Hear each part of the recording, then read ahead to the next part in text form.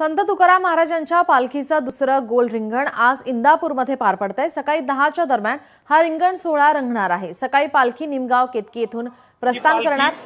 आज रिंगण सोहळा पार पडल्यानंतर तुकोबांची पालखी दिवसभर इंदापूर येथेच मुक्कामी असणार आहे। आज रयत शिक्षण संस्थेच्या सौ कस्तुराबाई श्रीपती कदम विद्यालयाच्या प्रांगणात रिंगण सोहळा संपन्न होणार। यावेळी माजी मंत्री हर्षवर्धन पाटील, महादेव जानकर उपस्थित असतील।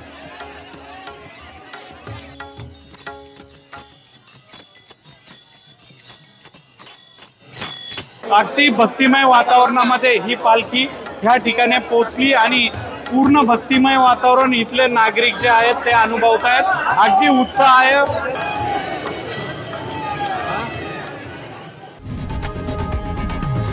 लोकशाही मराठी ऐका, पहा, जागरूक रहा।